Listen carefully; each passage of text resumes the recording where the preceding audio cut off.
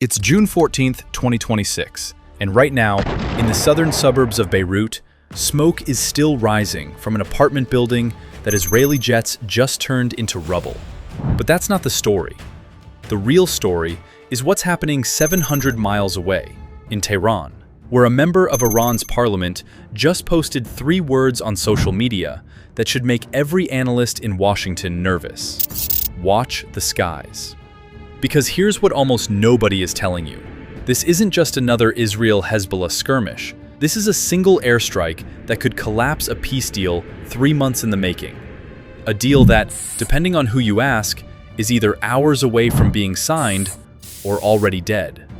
And to understand why one bombing run on a Beirut apartment block could restart an entire war, you need to understand something most people watching the news this week don't know. The man who is currently in charge of Iran isn't who you think it is. Let's get into it. Day 107 of the Iran war. Early Sunday morning, 3 Hezbollah drones slip across the border and hit targets in northern Israel. The IDF's response is immediate. Fighter jets scream toward Beirut and flatten what Israel calls a Hezbollah command center in Dahiya, a densely packed Shia stronghold in the capital's southern suburbs. At least 2 people are dead, a dozen wounded. Smoke pours over the skyline. Now here's detail number 1 that most coverage is burying. Before a single bomb dropped, Israel picked up the phone. The IDF notified CENTCOM, America's military command for the Middle East, before the strike happened. Think about what that means.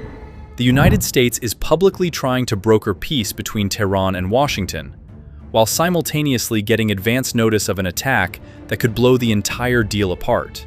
That's not a contradiction by accident. That's a government trying to have it both ways. And Iran knows it.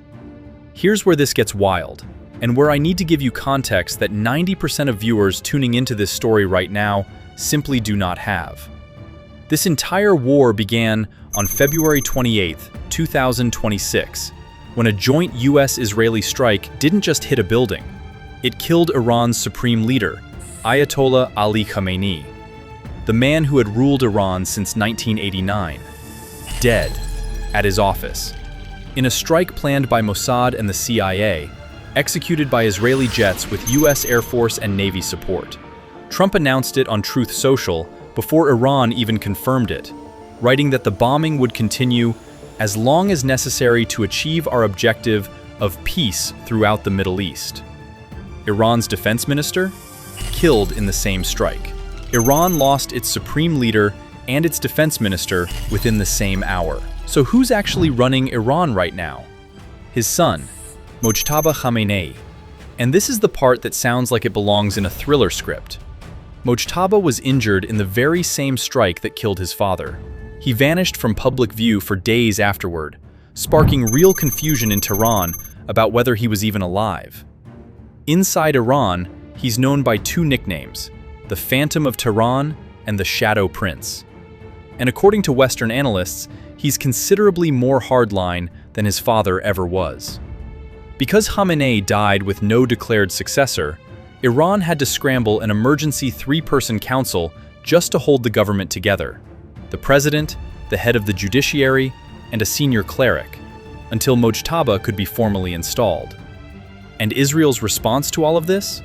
A public warning in Farsi on social media. They will pursue every successor of Khamenei and everyone involved in choosing one. So when Iran threatens retaliation today, understand who's making that threat. It's not the same regime that started this war. It's a wounded, reorganizing, vengeance-primed leadership under a man nicknamed the Shadow Prince, who just watched his father get assassinated and is now staring at fresh Israeli airstrikes in Beirut. So what's the response been, in Iran's own words? A member of Iran's Parliamentary National Security Committee, Ibrahim Rezai, posted that Tehran will give a decisive and painful response to the Zionist regime's attack on Dahiya, and told followers to, again, watch the skies over Israel tonight. Iran's chief negotiator and parliament speaker, Mohammad Ghalibaf, the man literally at the table trying to finalize peace with Washington, posted something far more pointed. He said, The game of bad cop and good cop is outdated, pretending to negotiate peace in good faith while quietly greenlighting Israeli military action to keep pressure on Iran.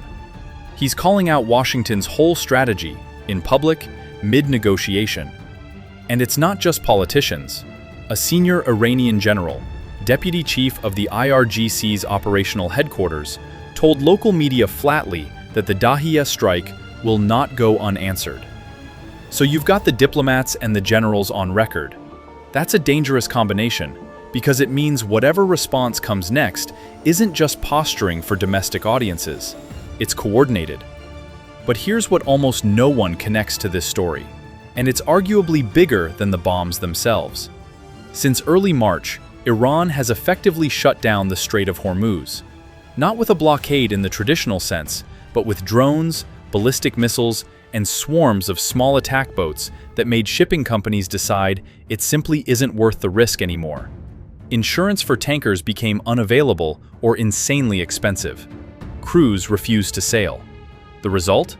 The International Energy Agency called this the largest oil supply disruption in the history of the global market. Bigger than the 1970s oil crisis.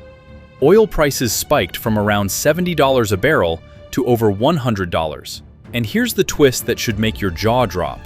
That price spike accidentally handed Iran a windfall of roughly $25 million extra per day in oil revenue. The country fighting this war got richer from it, and Russia, a country not even directly involved in this war, pocketed an estimated $150 million extra per day from that same price spike. Moscow is getting paid for a war it isn't fighting. And then there's this detail, which honestly sounds like organized crime. The only ships still moving through Hormuz right now are the ones that have paid a literal toll to the IRGC for safe passage.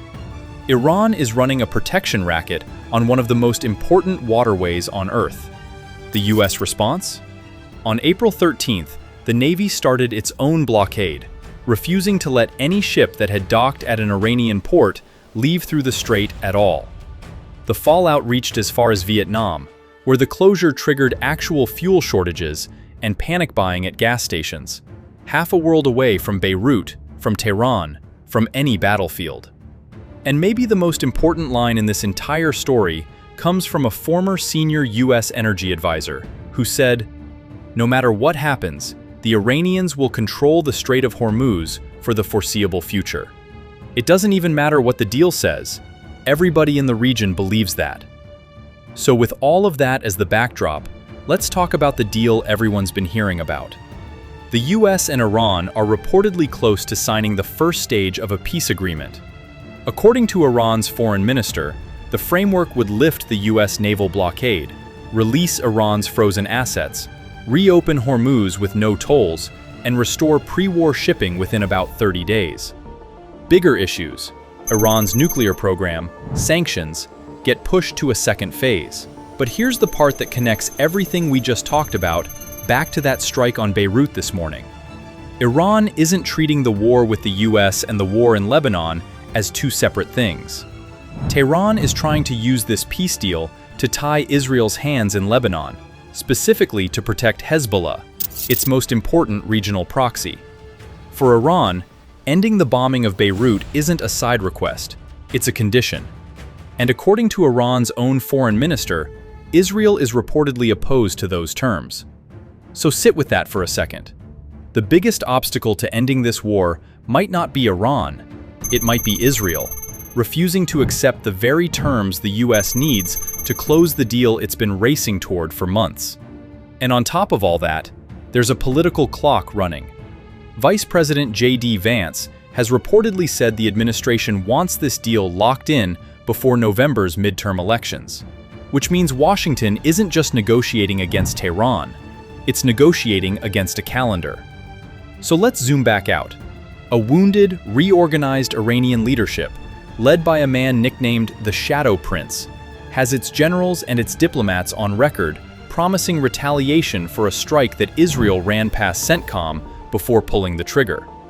That retaliation, if it comes, lands directly on top of a peace process that's tangled up with Hormuz, with Hezbollah, with a US election calendar, and with an ally, Israel, that may not even want the deal to happen. One airstrike on an apartment block in Beirut, 4 fault lines running underneath it.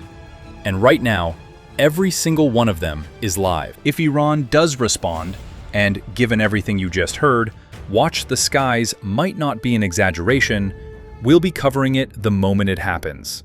Subscribe, turn on notifications, and drop your take in the comments.